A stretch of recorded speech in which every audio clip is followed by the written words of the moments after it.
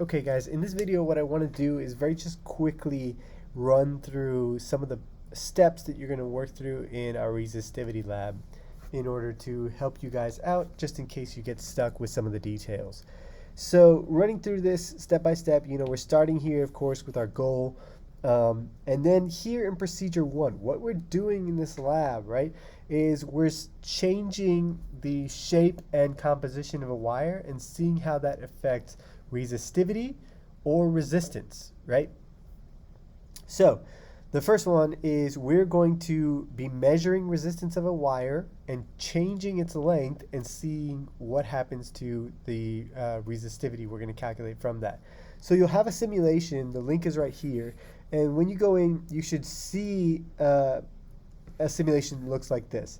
Okay, so what we're going to need to do first is we're going to measure the area of this wire, the cross-sectional area. So here is a picture of the cross-section you'll see in your simulation. And in this example, we've got a cross-section of 0.78 millimeters, right? Because every one of these blocks you can see here is 0.1 millimeters. So if we count this up, we zoom in, we've got 1, 2, 3, 4, 5, 6, 7 blocks, and then about 0.8. It gets a little bit difficult to estimate right around the edge, but that's okay. Just do your best right there, right? So that gives us the radius, and then all we need to do is pi r squared will give us our cross-sectional area, right? So you can put here first in millimeters what you get. So in millimeters, if it was 0.78 millimeters, and then change this to meters, of course. So this should be, I think, 7.8 times 10 to the minus 4, I believe. So I'm just doing this off the top of my head, so excuse me if there's any errors here. And then here we'll take this radius and plug it in here for r and just do pi r squared to get a cross-sectional area, right? So I'm going to do this example right here for you guys. I'm going to do this on my calculator. I've got pi times 0.78. Okay.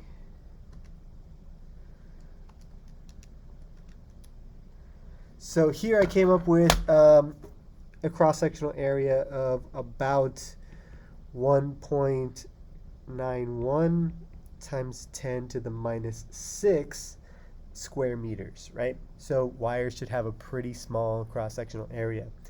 So next, what we're going to do is we're going to use this in our calculation here once we get to this section. But first what we're going to do is we're going to be changing the length of our wire and measuring the resistance, right? And the way this works is these values are random, right? So if I come in here to my simulation, you'll see we'll start with whatever wire.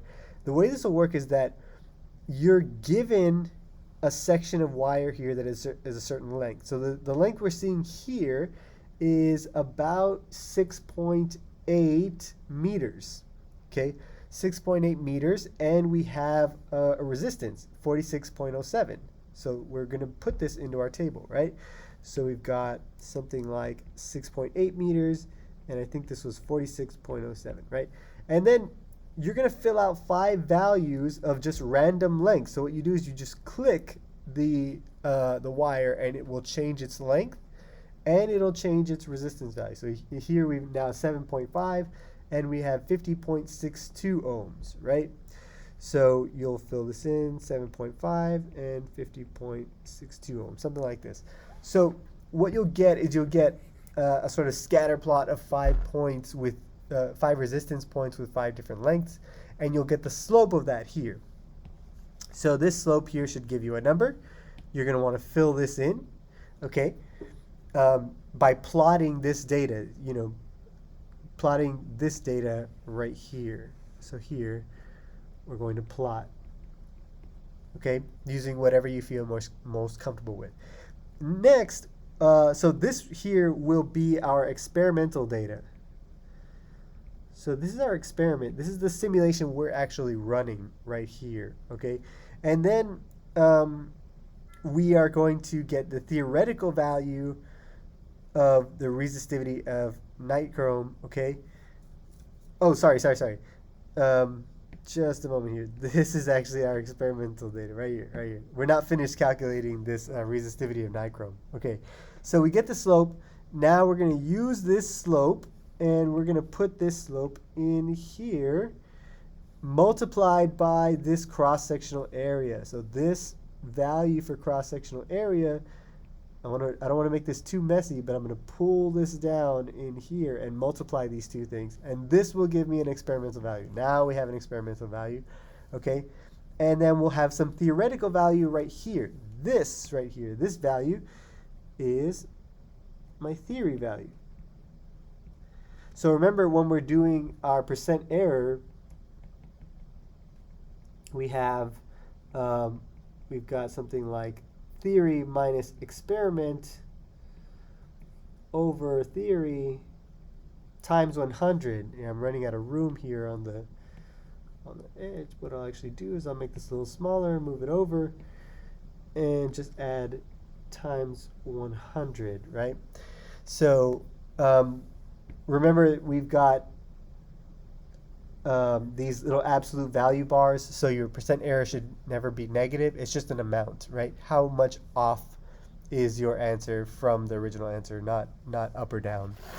Okay, so this will be basically how you do this experiment. So in each section, what you're doing is you're going to be calculating something and keeping it constant, right? And then you're going to be changing the other value. So in the second part, what we're doing is we're keeping our wire length constant, okay? And you remember, you're changing to silver here, but okay, so let's say we come in here and we're keeping so if you click on the wire type, it'll change its value. Everything here, if you click on it, it'll change, right? So we're going to change to silver now. And let's say we keep the same length. Now we're going to have this 7.5 meter length, okay?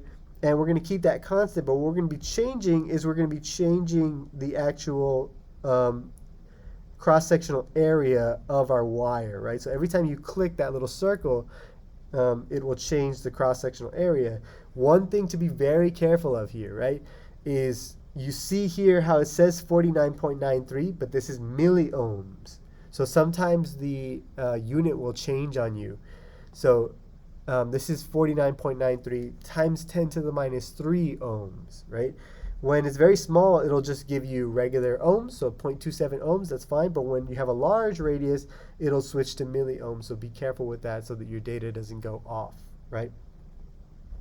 And you'll fill in here, of course, just according to, everything should be kind of as a progression. You'll fill in your values here, calculate them in meters, put that value in here for pi r squared. Now do 1 over that here, and then you'll be able to calculate your resistance here from our value, which is resistance here is equal to rho L over A, right? So we have our resistivity, our length, our this is our theoretical value. For here, all we need to do is take it from the simulation. So make sure you take these values from simulation. So this is from simulation. And then this value here is theoretical. Okay, so from our formula, theoretical, from our table, everything should be experimental.